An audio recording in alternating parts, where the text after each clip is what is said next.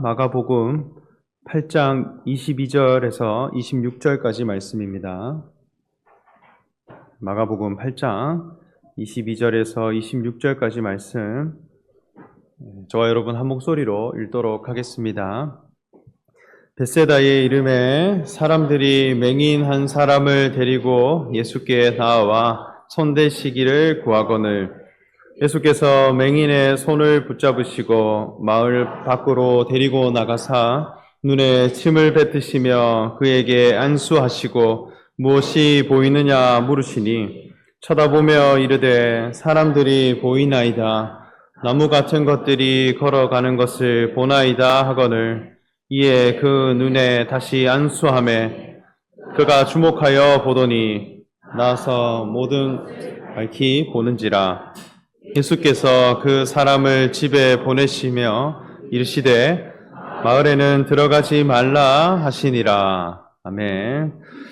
네, 예수님께서 제자들과 함께 벳세다라고 하는 마을로 가셨습니다. 이 벳세다라고 하는 곳은 예수님의 제자들 중에 빌립과 또 안드레와 베드로라고 하는 제자가 있었는데 그들의 고향이었습니다.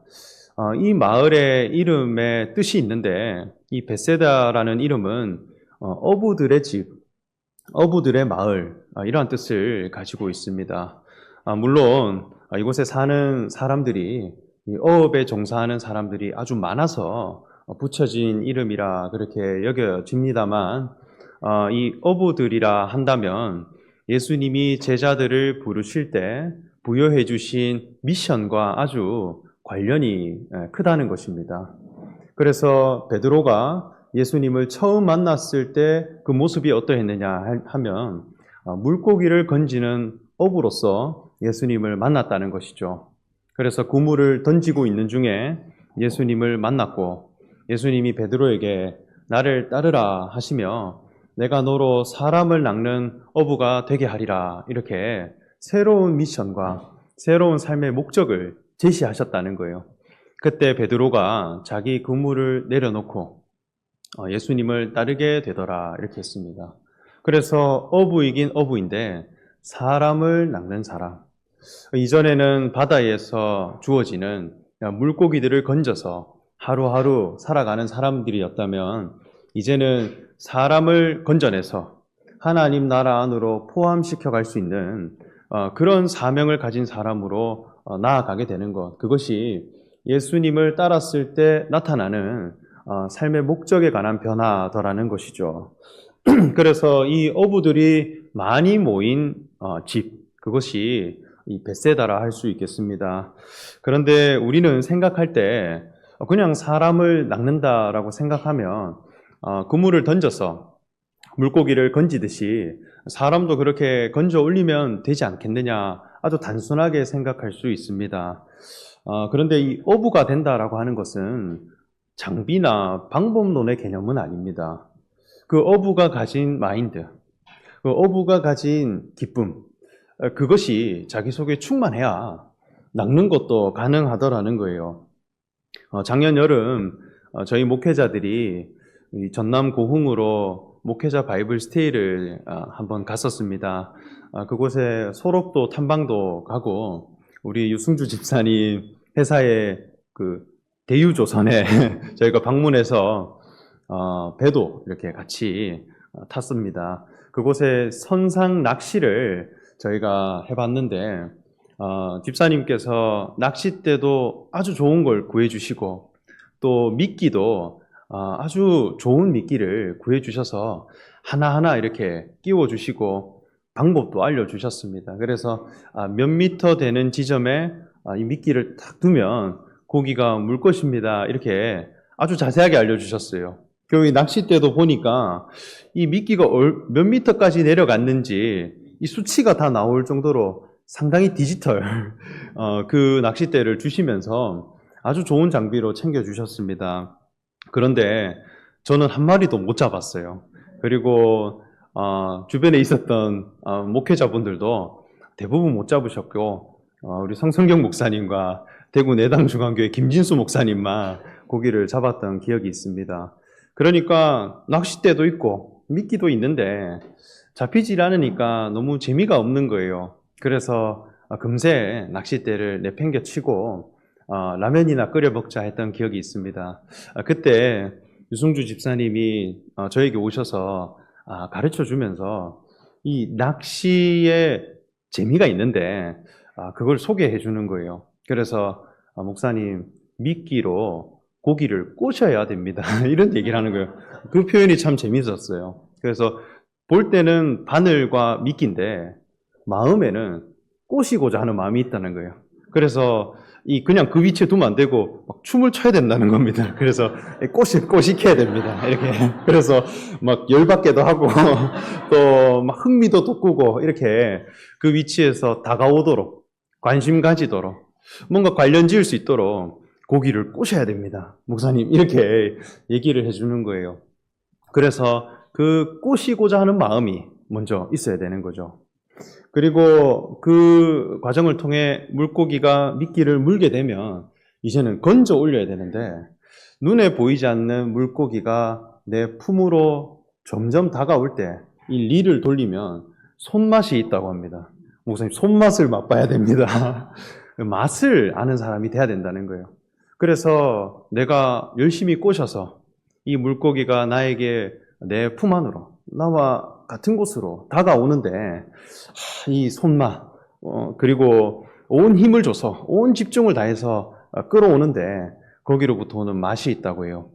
그런데 아주 작은 물고기들은 손맛인데 대어들이 있대요. 뭐 방어라든지 민어 이런 것은 엄청나게 큰 물고기라서 이것은 몸맛이라고 합니다. 그래서 온 몸을 다 이렇게 끌어들여서 막 다음 날에 온몸에 알이 배겨서 알아 누워도 그 물고기가 내게 다가오는 그 맛을 한번 보게 되면 바다를 떠나지 못하는 사람이 된다고 합니다.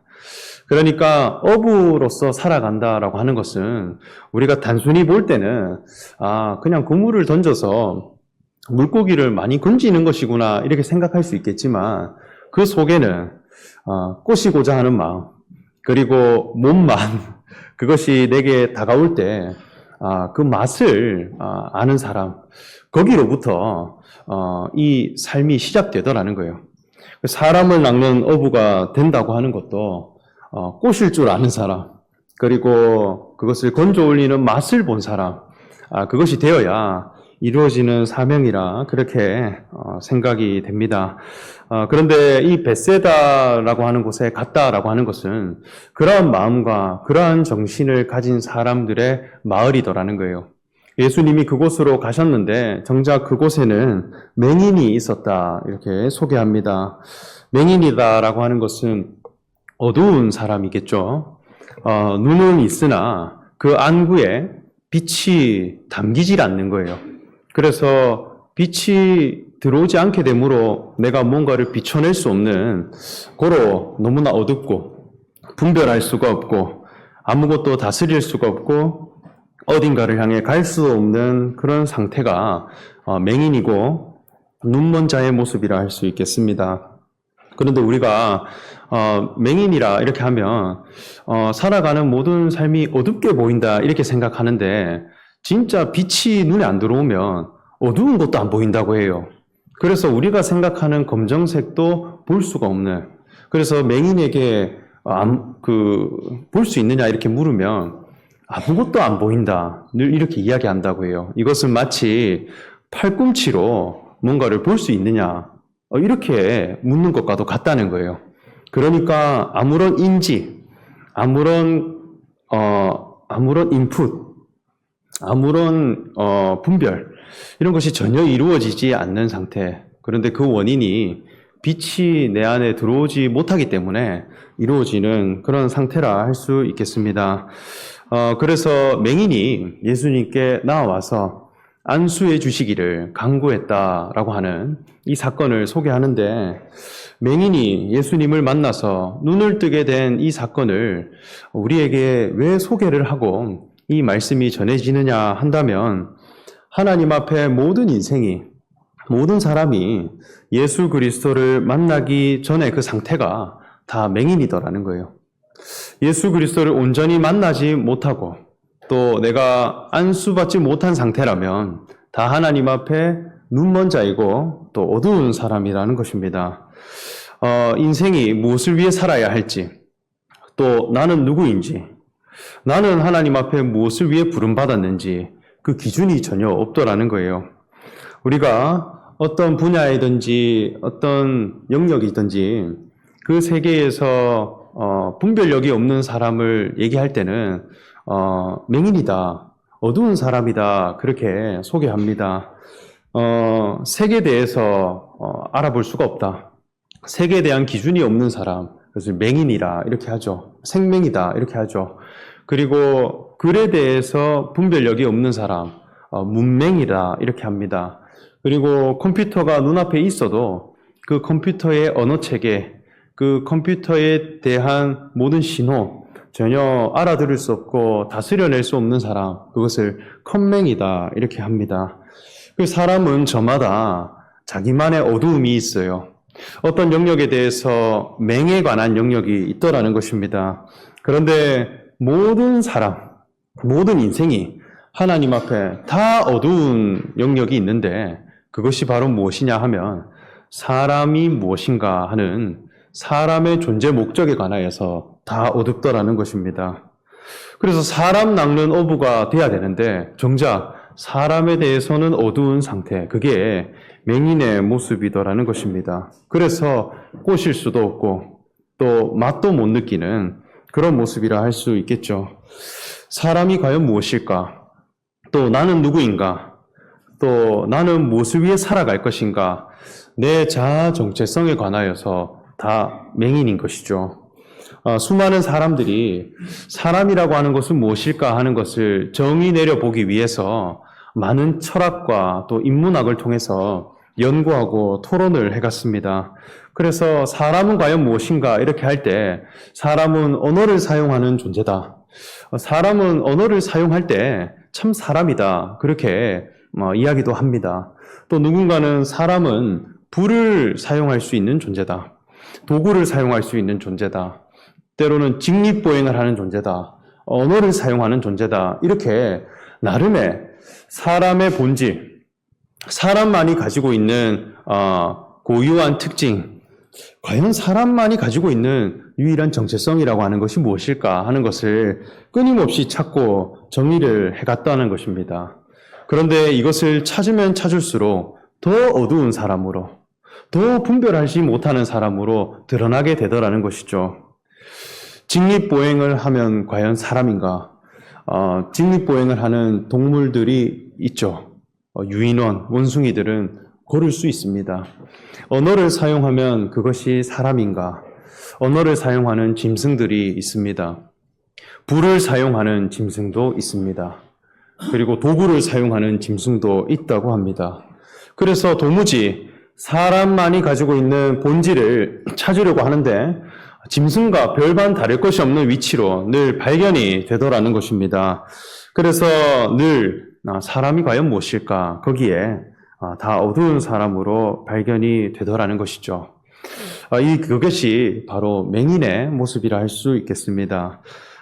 이 상태에서 어떻게 회복되어지기를 원했느냐?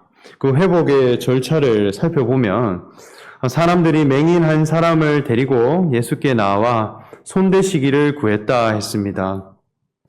이 맹인의 상태에서 벗어날 수 있는 것은 예수님이 손을 대는 것을 통해 이루어지는 것이다. 그렇게 확신했다는 것이죠. 손을 댄다라고 하는 것은 접촉을 하는 것입니다. 몸에 손을 대는 만남. 이것은 대단히 실체가 있는 것이고 굉장히 실제적인 관련을 맺는 이 관계입니다. 말을 하고 그저 듣는, 어떤 글을 보내고 받는 이런 개념과는 다르게 손을 만진다라고 하는 것은 그 사람의 실체, 그 사람의 실제적인 모양, 이것을 내 안으로 구체적으로 확인해가고 또 내가 받아들이는 것이라 할 수 있겠죠. 주관적인 확인, 내가 만져본 것에 대해서는 절대 부인할 수 없는 것입니다. 그래서 구약 성경에는 이 손을 대는 것에 대해 어떤 의미를 부여했느냐 할 때 이것은 하나됨, 연합됨으로 의미를 부여했습니다. 그래서 하나님께 드리는 제물에 관하여서는 반드시 손을 댄 후에 올려드리고 그것을 정결케 하게 했습니다. 그리고 부정한 시체라든지 부정한 짐승에 관하여서는 손을 대지 말라, 관련 짓지 마라, 너와 일치시키지 마라, 그렇게 율법으로 하나님이 요구를 하셨다는 것입니다. 그래서 손을 대기를 간구했다라고 하는 것은 내 인생에 일치시켜야 할 존재, 내 안으로 하나 되어져야 할 분으로 누구를 모셔야 되느냐 이렇게 하면 예수 그리스도, 그분을 영접하고 그분을 내가 내 안으로 모시는, 그분과 일치되어지는 자리로 가는 것이 이 눈을 뜰 수 있는 유일한 길이다라고 하는 것을 고백한 것입니다. 그리고 예수님은 이 맹인의 손을 붙잡으시고 마을 밖으로 데리고 나가서 눈에 침을 뱉어 회복을 해주셨다 했습니다. 여기에 그 맹인의 손을 붙잡는 것까지는 참 이해가 됩니다. 그런데 마을 밖으로 데리고 나갔다 이렇게 또 설명을 합니다. 그냥 그 사람이 있는 위치에 두는 것이 아니라 마을 밖으로 이끌고 나가서 눈을 뜨게 했다는 것이죠. 이 마을이라고 하는 것은 내 홈그라운드입니다. 나를 잘 이해해주고 나를 지지해줄 수 있는 관계가 있는 곳이 마을 사람들이라 할 수 있겠죠. 그곳에서 다 떠나야 된다는 거예요. 거기에 대한 단절이 이루어져서 내가 독립된 존재로서 예수 그리스도 앞에 나라는 한 사람으로서 내가 안수를 받아야 되는 것입니다. 사람은 저마다 자기를 보호해주고 자기를 지켜주고 자기를 지지해줄 수 있는 관계에서 늘 쉬려고 하고 거기에서 자기를 생존하려고 합니다. 그런 모든 관계들이 마을 속에 있겠죠. 내가 익숙하고 내 중심적으로 힘을 얻을 수 있는 그런 모든 관계, 그런 모든 구도에서 벗어나자는 거예요. 거기에 떠나자는 것입니다. 독립적인 사람으로, 자립적인 사람으로 내가 그리스도 앞에 누구인가? 나는 그리스도 앞에 어떤 회복을 거쳐가야 되는 사람인가? 다시 만나가야 된다는 것입니다. 그렇게 예수님은 마을 밖으로 이끌고 나와서 눈에 침을 뱉었다 했습니다. 눈에 침을 뱉는 행위, 이것은 오늘날로 치면 대단히 비위생적인 그런 행위겠죠. 그런데 예수님이 침을 그의 눈에 뱉었을 때 그가 눈을 뜨기 시작했다는 것입니다. 이것은 하나의 퍼포먼스예요. 여기에는 중요한 교훈이 있습니다. 침을 뱉었다라고 하는 것은 예수님 입 속에 있는 내용물입니다. 예수님 입 안에 있는 내용이 그 눈에 덮여졌다는 것입니다. 그리고 안수를 했다는 것이죠. 이것은 예수님이라는 인격 속에 있는 하나님의 말씀이 내 눈에 덮이게 되었다는 것입니다. 이 눈이라고 하는 것은 관점을 가지고 있어요. 그래서 보는 눈이 있다라고 하는 것은 그 눈이 무엇을 관점을 가지고 어떤 목적을 가지고 그 바라보는 것인가 하는 그 관이 있더라는 것이죠. 그래서 하나님의 말씀 앞으로 나아가는 데 있어서도 내가 눈을 뜨려고 할 때 내가 가진 관점이 무엇인가, 이것에 대한 회복을 거쳐가야 한다는 것입니다. 역사를 배울 때도 역사라고 하는 정보를 얼마나 많이 아느냐보다도 그 역사를 바라보는 관점이 더 중요하다고 합니다. 이 세계라고 하는 것도 세계를 이해해가는 데 있어서 세계관이 너무 중요하다고 해요. 신앙에서도 그 성경을 읽을 때도 성경을 얼마나 많이 읽느냐 보다 성경을 읽는 관점, 성경관이 더 중요하다고 해요. 인생을 살아가는 데 있어서도 인생을 얼마나 많이 살았느냐, 그것이 아니라 인생관이 어떠하냐, 이것이 더 중요하다고 합니다. 그 눈이, 그 관점이 예수님 입으로부터 나오는 말씀으로 덮이게 되었다는 것이죠. 하나님의 말씀은 먼저 돌판에 기록된 율법의 말씀이라 그렇게 이해해 왔습니다. 그래서 하나님의 말씀은 돌이다 그렇게 여겼다는 거예요. 그래서 예수님이 광야에서 시험을 받을 때 그 마귀가 시험하기를 이 돌로 떡이 되도록 해보라 이렇게 했어요. 그러니까 이 돌이 내 양식이 될 수 있도록 해보라는 거예요. 만약 하나님의 아들이면 이 돌을 먹어낼 수 있는 사람이 되어야 되지 않느냐라는 시험이 있었다는 것이죠. 이것은 돌판에 기록된 율법을 너가 신앙의 주된 양식으로 삼고 그 돌판에 기록된 율법을 너의 것으로 삼아서 다 지켜낼 수 있는 사람이 되어야 하나님의 아들이 되지 않느냐라고 하는 시험이라는 것입니다. 그때 예수님은 그 마귀에게 말씀하기를 주 너의 하나님을 시험하지 말라 하셨고 사람이 떡으로만 살 것이 아니요 하나님의 입으로부터 나오는 말씀으로 사는 것이다 이렇게 말씀했습니다. 입이 있다라고 하는 것, 하나님의 입으로 나오는 말씀이 있더라는 거예요. 이것은 대단히 인격적인 표현이죠.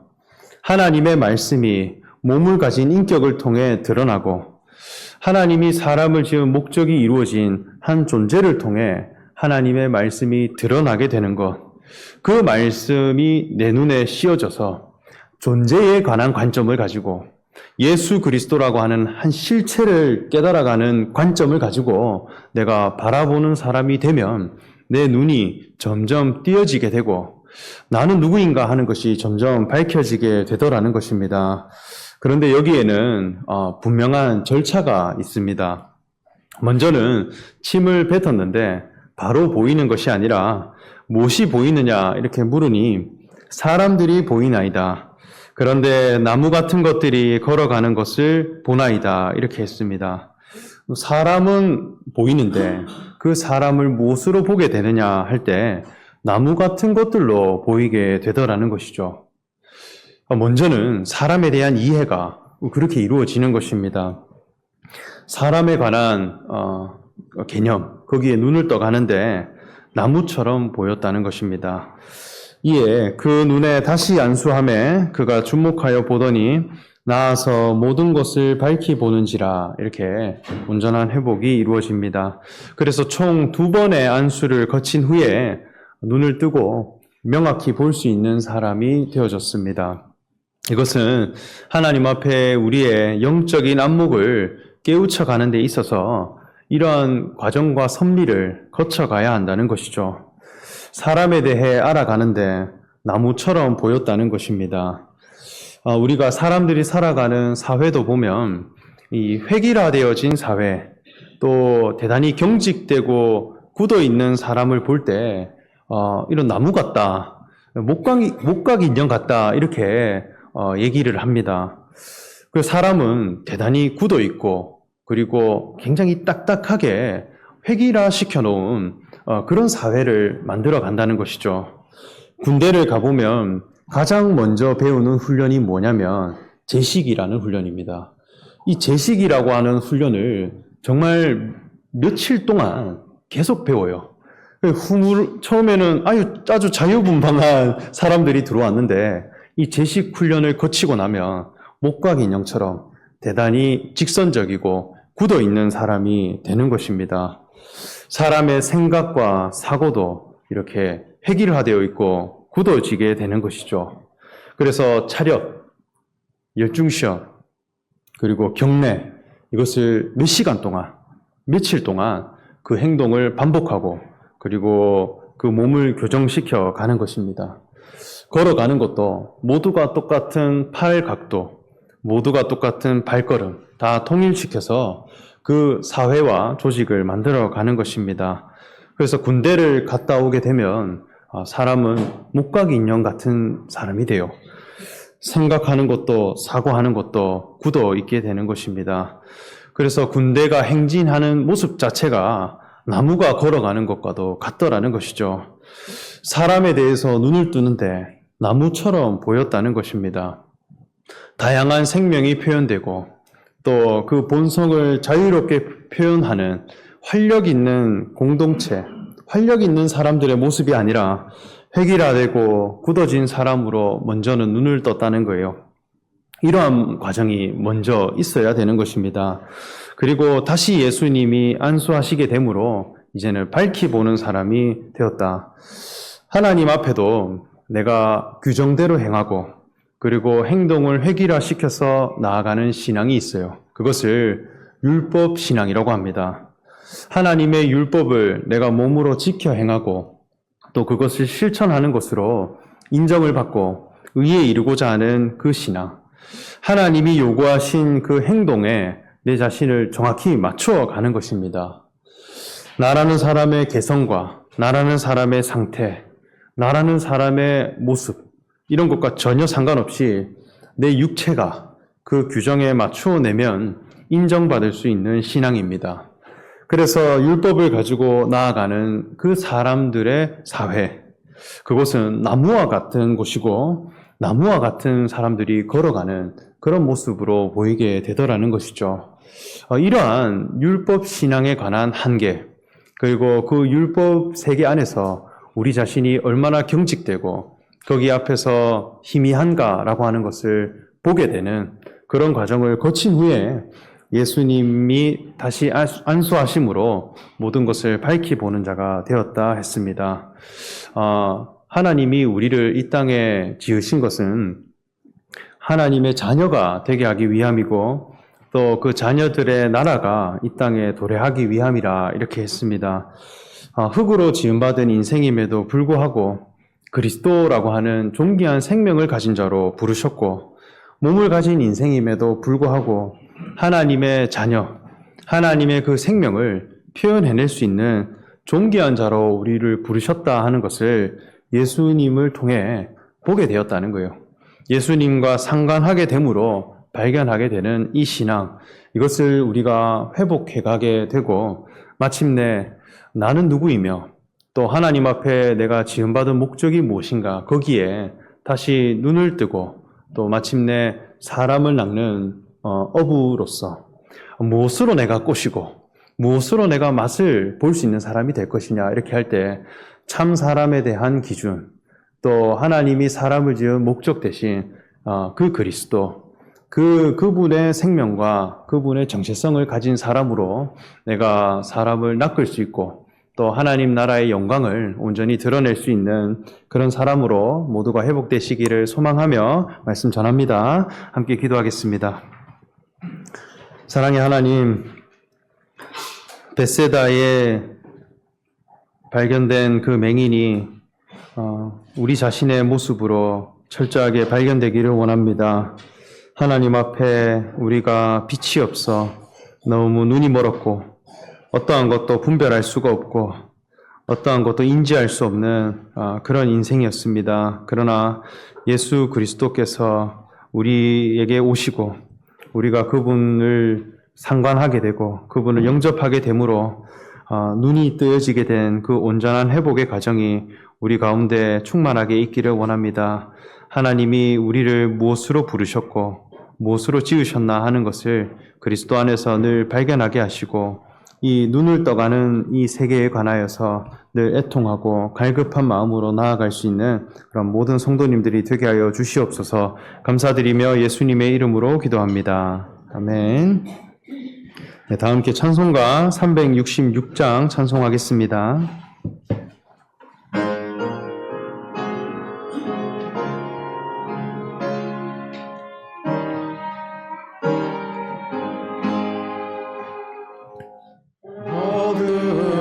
어두운에는 밝히사 진리를 보게 하소서. 진리의 열쇠를 해주사 참 빛을 찾게 하소서. 기쁘신 뜻을 알고자 엎드려 기다리오니 내 눈을 뜨게 하소서. 성령이여 막혀진 내 귀 여시사 주님의 귀한 음성 이 귀로 밝히 들을 때에 내 기쁨할 양 없겠네. 기쁘신 뜻을 알고자 엎드려 기다리오니 내 길을 열어주소서.